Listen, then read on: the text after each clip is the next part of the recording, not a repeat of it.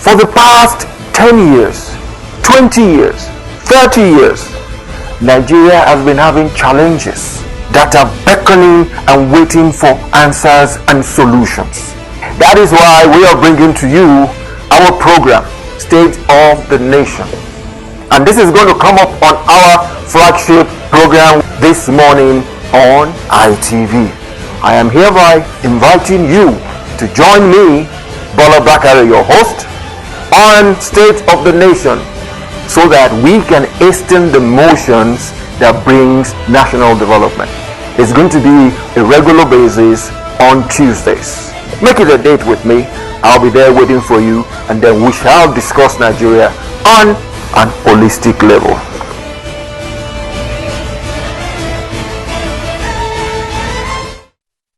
Welcome to your lofty program, State of the Nation, where we hasten the motions for national development.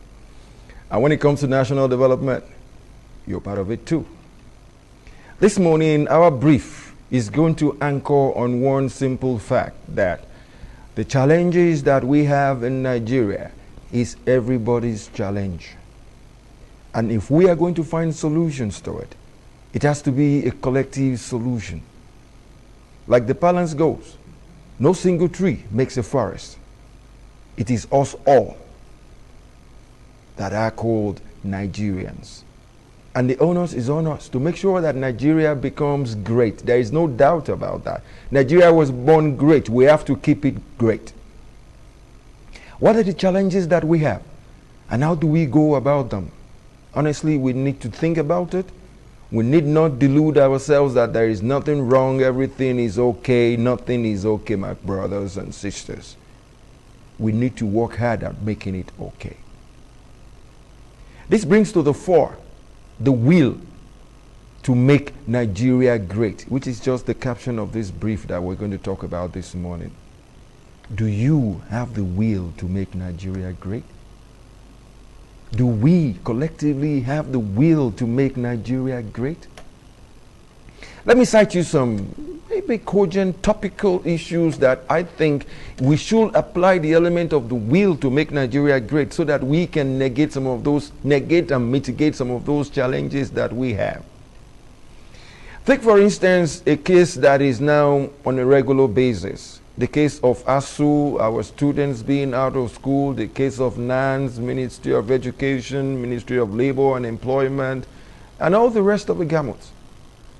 The thing is, we need to come together and agree on something that will make sure that our kids go back to school.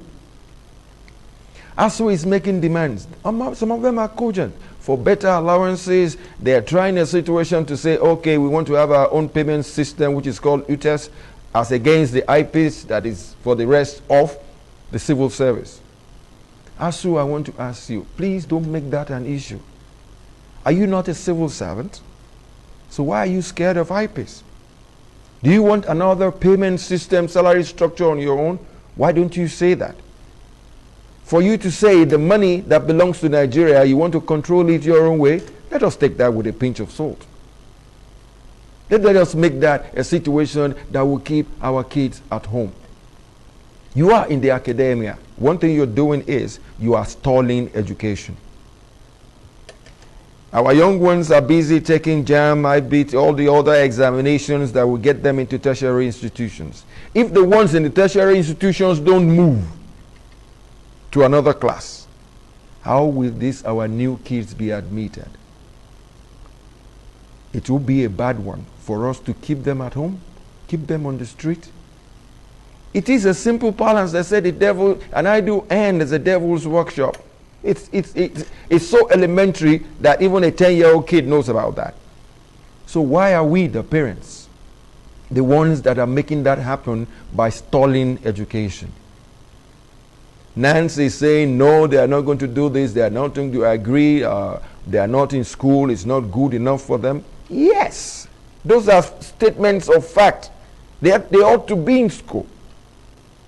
And we need to make sure that we give them the enabling environment. What I'm trying to say this morning is, ASU, please, please, and please, negotiate with all the powers that be. from the FG and institutions of government, like I said earlier, Ministry of Education, Ministry of Labor and Employment. Make sure your negotiations become stronger, more cogent, more Nigerian friendly, more of our youth friendly. And those are ways that I think we can move forward. And those are ways that tallies with what I am saying this morning, the will to make Nigeria great. It is a collective thing. We all have to work at it. Take, for instance, too, a case where we have on hand that right now, in the last past, let's say 5 years, thereabout, we have spent 7 trillion. I repeat myself, 7 trillion on subsidy and our refineries maintenance. Lately, for this year, 4.1 trillion is going to be spent on subsidy. What I'm saying here is simple. I am going back to what I said, the will to make Nigeria great. I want to throw a fruitful challenge to those our brothers, sisters, uncles, and aunts that work at our 4 refineries, Kaduna, Warri, and 2 in Port Harcourt. You've been earning salaries for the past 20 years. What were you doing in the office? We keep importing petroleum products. What are you doing in the office? You've taken monies for turnaround maintenance, TAM, for the past 20 years. Nothing is working. What are you doing? I'm throwing you a truthful challenge because we need to come together to make sure that we all have the collective will to make Nigeria great. It is not that we do not have a refinery. We have 4 refineries. And yet, none of them churns out anything for us to consume. These days, we have the advantage now that petroleum products, crude has gone beyond 100. We have the advantage of making more money. Rather than making more money, we are losing money because we keep buying at that exorbitant rate. I'll say this again. We are all in this together. And I beg of you, my people out there working at the refineries, it is unfair for you to pick up a salary while you are not doing anything. I was at a forum with some of my friends who are we call ourselves comrade. And I asked one of them, I said, look here, my friend. What happens if we say everybody working at the refinery should go home? What will you do? No, he said they will strike, they will riot, they will picket everywhere, do this and do that. And I asked them one straight-laced question. Is it fair to pay somebody who is not doing anything? For the past 20 years, our 4 refineries were not doing anything. We keep importing. I asked them as a comrade, you are a comrade. You say you want Nigeria to be great. You want more money. You want this. You want that. And at the same time, you are seeing a case of total recklessness. It is unfair to pick up a salary when you are not doing anything. If you don't know what to do, why don't you step aside and let people who know the score go ahead and produce petroleum products for us? Those are factors that affect us all. Those are factors that determine our economy. If I move a step further, it is energy that drives industrialization of every country on earth, most of all developing nations like Nigeria. You, our refinery workers, you are not working. Where do we get the gas to run our turbines at the Gencos? Nowhere. If we are complaining that we don't have power, it is because we do not have the gas to power the Gencos. And you are a factor, a very, very important factor. That is what brings me back to what I said earlier, that it is a collective will that will make Nigeria great. Honestly, I am appealing, I am negotiating, I've been to forums and talked to people that, look, we need to do something about ourselves.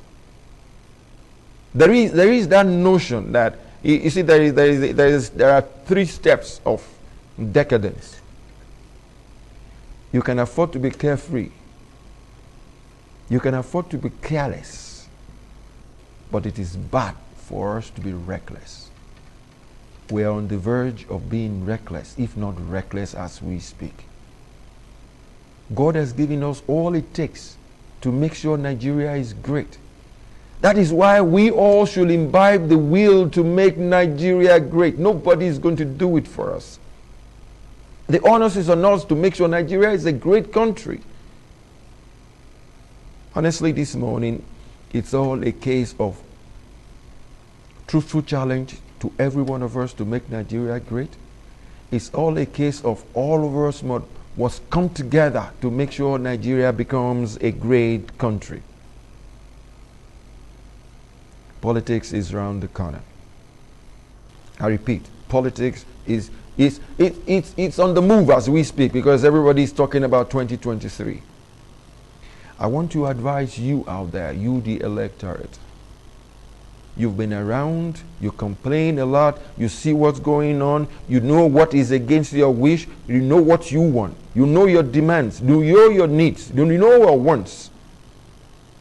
Make sure that the man you're going to vote for which you're going to exercise that your one man, one vote franchise, make sure that that person will effect a change.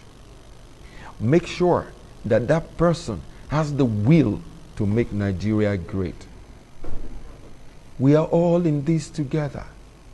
It is politics that gives us the governance that becomes the government that runs the country, that runs you and I. They are the people we are going to make demands from, that, oh, why is this not working? This should be working. The money to do it is with you. Why are you not doing it? But the thing is, don't let us have a belated case of they are there already and they are not doing what you want. Ask them the questions before they get there. My brother, my sister, what are you going to do when you get there? If you're looking at the man in the face, you will be able to know if he is saying the truth to you or not. When they come knocking your door, when they come campaigning, ask them to their faces, what are you going to do? Remember one thing, remember this caption of this morning, and ask them directly, do you have the will to make Nigeria great? Or are you just going in there to take care of yourselves, your cronies, and your family to the detriment of the rest of Nigerians? I am appealing to you, the electorate, the most this morning now. It is your vote that will get them there. It is your vote that will make them into a government that will run the affairs of our country. And it is your duty to make sure that the man you're voting for has the will. I repeat, the will to make Nigeria great. It's not enough to say we're all in this together. It comes from the person. It is the person that graduates into us all. I'll ask you that question once more. Do you, as a person, have the will to make Nigeria great? If the answer is yes, if we now in the collective bring our collective wills together that we're going to make Nigeria great, I can tell you this for free.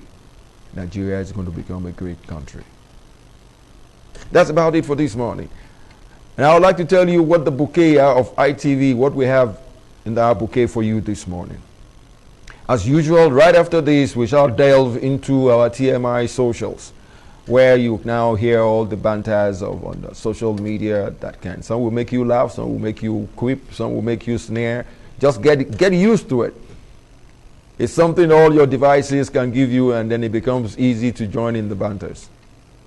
Thereafter, ITV shall come up with our first news of the day. Now, when I say our first news of the day, it's a must-watch for you, because our news is concise and gives you all the information you need to use for the rest of the day. And right after the news, I would like you to sit back and get ready for our discussion segments. There are two of them. And State of the Nation will make sure that you get the correct information that is going to make you more opinionated on a personal basis. Excuse me. When I say personal basis, we are not going to feed you. No. We are going to give you the ideas that will make you think and form your own opinion about things that are happening around you, to your state, to our nation, and what you think you can do along those lines to make sure that, oh, this is my quota to make Nigeria a great place. And right after that, the bouquet of ITV continues with a loaded package that will make your day a fantastic day.